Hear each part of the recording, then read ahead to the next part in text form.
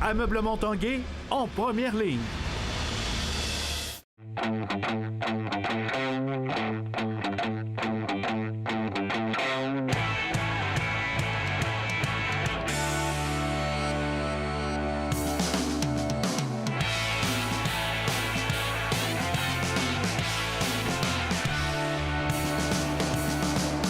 Salut, ici Jonathan Fournier, je vous souhaite la bienvenue à l'Esprit sportif. Aujourd'hui à l'émission, on vous parle du défi kayak des gagnés qui prendra place ici même sur le fleuve Saint-Laurent. Le joueur des Sénateurs d'Ottawa, Thomas Chabot, est de retour chez lui. Stéphane Turcot l'a rencontré. Mais tout d'abord, dans la Ligue de hockey Midget 3A, les Chevaliers de Lévis ont eu une saison remplie de records. Aujourd'hui, bilan de saison.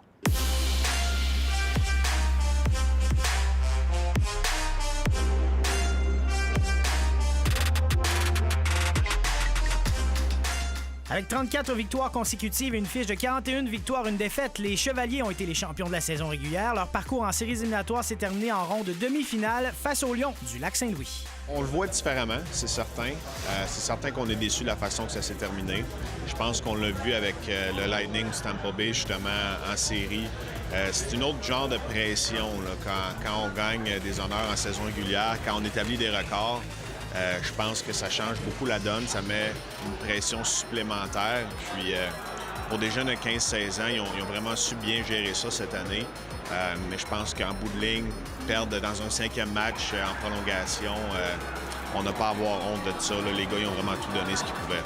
Les Chevaliers ont battu 9 records de la Ligue de hockey Midget 3, dont celui du nombre de victoires et de l'équipe ayant accordé le moins de buts. Qui a gardé la meilleure moyenne de buts alloués cette saison avec 1,6 buts alloués par match. David Provencher. Je donne crédit à mes défenseurs qui ont fait un job incroyable, ça soit bloqué des lancers, tout ça. Fait que, comme je dis, je donne crédit à mes coéquipiers, puis c'est ça. De voir ton nom à côté de celui de Martin Brodeur, ça doit te faire un petit quelque chose aussi? Oui, c'est ça, de voir Martin Brodeur jouer à l'NH, un des meilleurs gardiens de l'histoire. C'est sûr que c'est le fun de voir ça. Puis ça m'encourage aussi à continuer de travailler fort. Il est candidat au trophée Patrice Bergeron, qui est remis au joueur le moins puni. J'ai nommé Joshua Roy. Joshua Roy, meilleur compteur du circuit, est aussi en nomination pour le trophée du joueur par excellence et du trophée Patrice Bergeron décerné au joueur le moins puni. Est-ce que la poussière a eu le temps de retomber un peu? Est-ce qu'on regarde la saison d'un autre œil maintenant? Ouais, bien c'est sûr qu'on a pris... On a commencé à le prendre. Là, je pense que sur le coup, c'était dur à prendre, mais là, on commence à mieux filer un peu par rapport à cette défaite-là. Fait que on a pas super dessus. Candidat pour le trophée Patrice Bergeron, de voir ton nom en candidature à côté de celui de Patrice, ça doit te faire sentir bien quand même? Ouais, bien c'est sûr que c'est un exemple quand même. Là, il joue dans NHL puis c'est un bon joueur. Fait que c'est sûr que c'est toujours plaisant d'entendre de se faire comparer à des joueurs de même. Cette année, le chevalier de l'année a un défenseur, le numéro 3, Olivier Boutin. De son côté, Olivier Boutin s'est démarqué par ses performances sur la glace, mais également ses résultats académiques. Comment on revoit cette saison-là? Bien, je pense que c'est une expérience inoubliable. On a eu beaucoup... on a expériencé beaucoup de moments forts, on a eu beaucoup de pression. Puis je pense que c'est vraiment un bagage important pour le reste de ma carrière. Le hockey reprend très rapidement pour les Chevaliers qui amorceront leur pré-camp dans les prochains jours. On a environ 70 joueurs là, qui se présentent ce soir à l'Arena de Charny. Il va y avoir 4 matchs cette semaine. Ensuite, on va retomber à environ 40 joueurs pour faire quelques pratiques la semaine prochaine et aussi un petit tournoi là, contre Trois-Rivières puis SSF. Suite à ça, on garde ce groupe de 40 joueurs-là. On passe des tests physiques au PEPS Université Laval vers la fin du mois de mai. Puis on les évalue à leur retour au mois d'août. Puis ensuite, le camp va débuter là, vers la mi-août.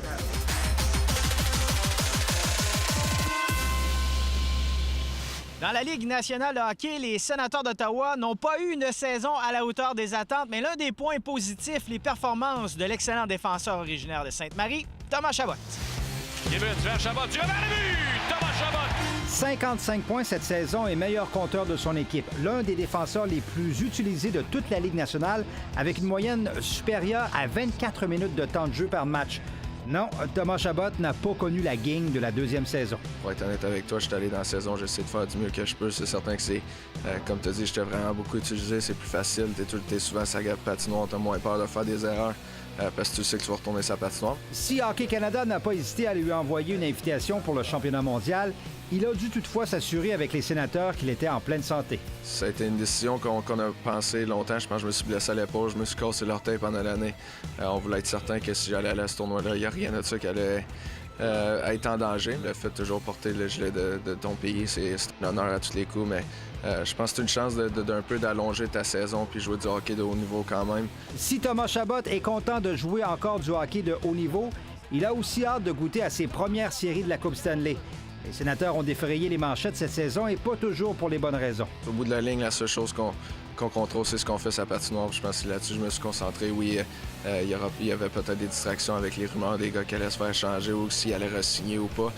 Mais je pense que la seule affaire que je contrôlais, c'est d'aller sur sa patinoire, faire le mieux que je pouvais. Puis c'est là-dessus que je me concentrais. Thomas Chabot pourrait devenir à la fin de la prochaine saison joueur autonome, mais avec compensation. Il souhaite s'entendre avec les Sénateurs alors que des discussions préliminaires ont été amorcées. Et même si la situation des Sénateurs peut sembler trouble à l'occasion, il a à cœur l'organisation qui l'avait choisi en première ronde au repêchage de 2015. Est-ce que tu aimerais être un sénateur à vie? C'est certain que oui. Je pense qu'on ne sait jamais ce qui arrive dans la vie. Mais je suis certain que j'adore mon temps là. J'adore la place, la ville, les fans. On a plusieurs jeunes joueurs extrêmement talentueux qui étaient dans l'équipe ou soit dans l'équipe de la Ligue américaine. Notre équipe de la Ligue américaine a eu une très bonne saison. Ça veut dire il y a des gars qui faisaient un bon travail en là. Fait que ça va être excitant de revenir au camp. Et ça en attendant son deuxième contrat qui sera définitivement plus lucratif. Stéphane Turcot, TVA Sport, à Sainte-Marie-de-Beauce. Après la pause à l'Esprit sportif, le défi kayak dégagné.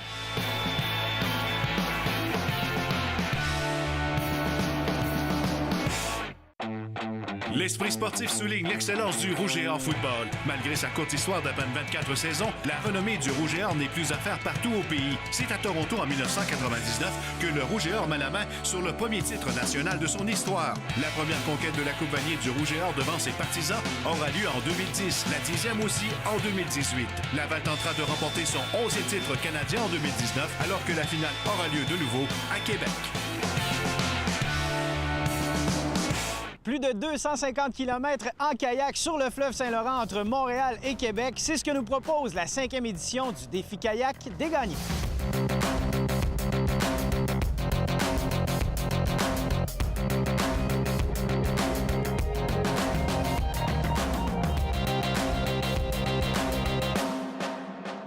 Yann Perrault, 5e édition du défi kayak. C'est quel genre de défi? C'est un défi accessible à tous. On part de Montréal un jeudi matin, puis on arrive le dimanche dans la baie de Beauport. C'est 4 jours de kayak, c'est 256 km si je ne me trompe pas. Puis c'est une aventure unique au monde. C'est le plus grand rassemblement de kayakistes au profit des écoles des jeunes musiciens du monde. Donc, on ramasse des sous, on vise 200 quelques mille. Là. On travaille fort. Là, on a déjà 60 inscriptions. On en vise 150. Puis à chaque année, c'est ma 4e. Puis à chaque année, c'est magique.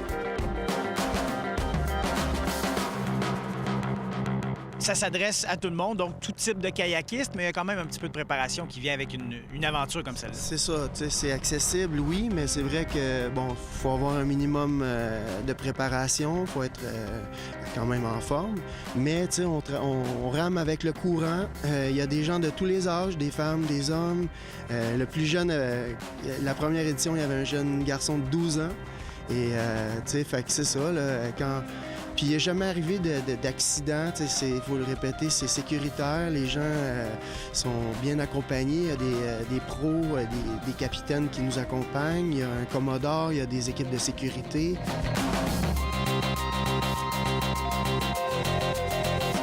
D'avoir la chance de parcourir le fleuve comme ça, avec des gens motivés, une super organisation sécuritaire, moi je trouve que c'est à pas manquer, vraiment.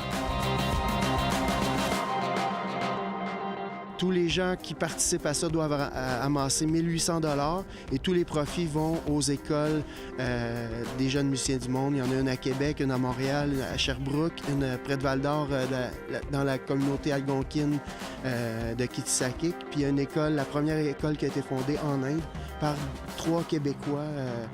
Donc, c'est un super projet. Puis on a la chance, c'est ça, d'avoir accès au fleuve comme jamais, assis dans nos kayaks avec une gang de motivés pour une belle cause. C'est unique au monde, c'est humain, une rencontre humaine. Pour moi, à chaque année, tu sais, je me dis, bon, c'est forçant. C'est vrai que quand on arrive, on est brûlé. Puis 2-3 semaines après avoir eu un petit effet de dire, bon, je dois le refaire dessus, moi, je reviens. C'est ma 4e fois cette année.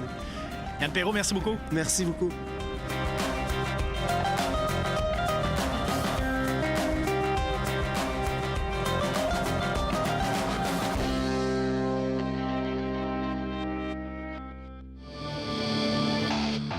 Au football, Mathieu Betts n'a pas été choisi lors du repêchage de la NFL, mais ses proches ont tout de même une raison de célébrer. Quelques minutes avant la fin du repêchage, l'ailier défensif du Rouge et Or a signé un contrat de 3 ans avec les Bears de Chicago. Betts est le 4e Québécois à détenir un contrat actuellement avec une équipe de la NFL et joindra notamment Khalil Mack, considéré comme l'un des meilleurs ailiers défensifs de la Ligue nationale. Je ne peux pas être plus excité que de m'en aller à Chicago avec les Bears, une équipe avec beaucoup de tradition, des super bons joueurs, une équipe que... Dès maintenant, ils peuvent aspirer à avoir des très bonnes saisons. Donc, je ne peux pas être beaucoup plus excité en ce moment. Le 39e championnat international de karaté Québec Open se tenait ce week-end au PEPS de l'Université Laval. C'est plus de 1200 athlètes d'une douzaine de pays qui étaient représentés dans le stade couvert. Le spectacle du samedi soir a accueilli une foule record et fut encore une fois le clou de la fin de semaine. De Québec, Élisabeth Rouillard a remporté l'or en combat chez les 16-17 ans et Mélissa Baillargeon signe la première position en kata traditionnel, 2e au cumulé. Les organisateurs promettent une édition grandiose pour le 40e anniversaire l'an prochain. Le Québécois Félix Auger-Aliassime a grimpé d'une position au classement de l'ATP aujourd'hui et se retrouve maintenant au 30e échelon mondial. Il s'agit de la première fois de sa carrière que le jeune homme de 18 ans perce le top 30 mondial. Auger-Aliassime a atteint le 3e tour du tournoi de Barcelone la semaine dernière et est au repos cette semaine. Il prendra part au tournoi de catégorie Masters de Madrid et Rome dans les prochaines semaines. Ici Jonathan Fournier, c'est tout pour l'Esprit sportif. Carl Larouche est de retour demain. On se dit à la prochaine. Ciao!